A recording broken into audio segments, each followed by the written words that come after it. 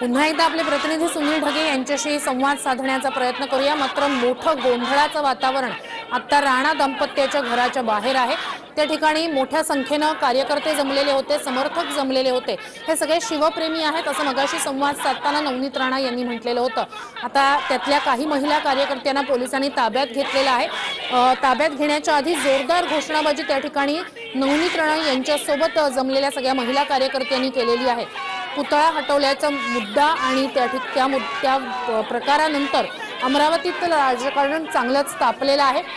राणा दाम्पत्याला नजरकैदेत ठेवण्यात आलेलं होतं। मोठा पोलीस बंदोबस्त नवनीत राणा आणि रवी राणा यांच्या घराच्या बाहेर होता। आता त्या ठिकाणी दुपारच्या वेळेला मोठ्या संख्येने समर्थक जमलेले होते।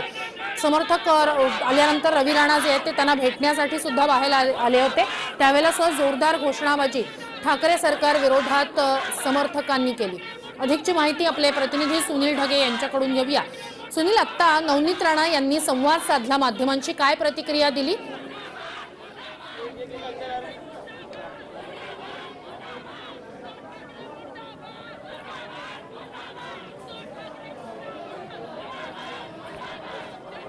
आणि पोलीस यांची भीड जी आहे ती आपल्याला या ठिकाणी पाहायला मिळाली।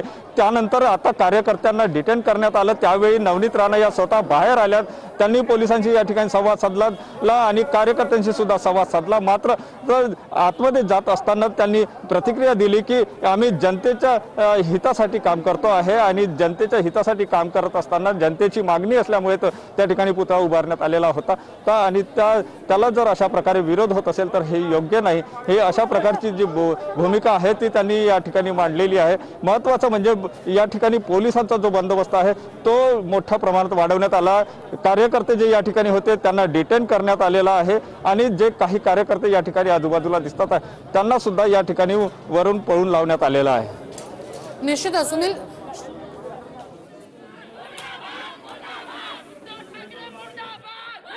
स्थापना करण्यासाठी आम्हाला परमिशन हवी आहे। जे शिवभक्त गेल्या 3 वर्षापासून ते परमिशन मागत आहे, त्याला आजपर्यंत परमिशन भेटली नाही। पण आम्हाला परमिशन कशासाठी हवी आहे? जेव्हा शिवाजी महाराजांनी महाराष्ट्राला घडवून आणलं आहे, आमच्या महाराष्ट्राच्या लोकांना घडवून आणलेलं आहे, त्या महाराष्ट्रामध्ये शिवाजी महाराजांच्या पुतळ्याला बसवण्यासाठी कोणाची परमिशन नको आहे आम्हाला।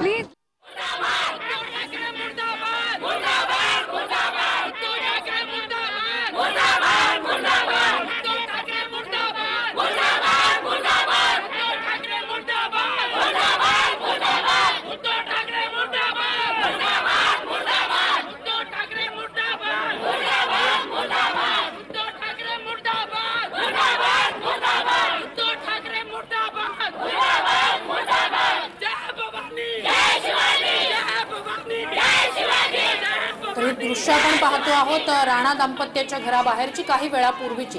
या ठिकाणी महिला कार्यकर्त्यांना समर्थकांना ताब्यात घेतलं गेलं। त्याआधी मात्र जोरदार घोषणाबाजी केलेली आहे नवनीत राणा आणि महिला कार्यकर्त्यांनी।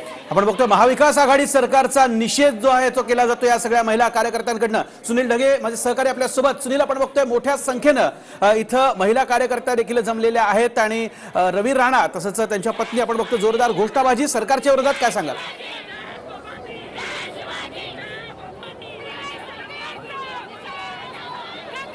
नक्कीच वैभव, या ठिकाणी मी दाखवण्याचा प्रयत्न करतो की या ठिकाणी ज्या महिला कार्यकर्ता किंवा पुरुष कार्यकर्ता जे होते त्यांनी मोठ्या प्रमाणात घोषणाबाजी केली आणि पोलिसांनी त्यांना या ठिकाणी डिटेन सुद्धा केलेला आहे। आणि आता जर या ठिकाणी आपण परिस्थिती बघितली तर पोलिसांचा मोठा पहारा जो आहे तो या ठिकाणी असल्याचं चित्र आपल्याला पाहायला मिळते आहे।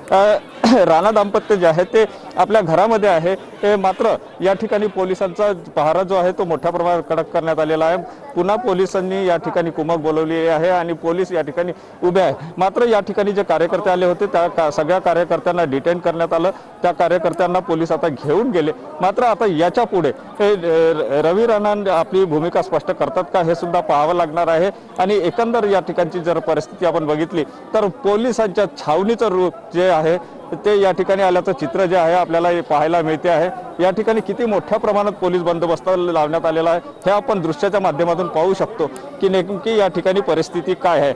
आता या ठिकाणी कार्यकर्ते नाही आहे त्यामुळे वातावरण पूर्णपणे शांत झालेलं आहे। मात्र पोलिसांचा पहारा जो आहे तो या दाम्पत्याच्या राणा दाम्पत्याच्या घराच्या बाहेर जो आहे तो या ठिकाणी पाहायला मिळते आणि एकंदर अमरावती शहरामध्ये आता हे राजकारण जे आहे ते मोठ्या प्रमाणामध्ये तापताना दिसून येत आहे।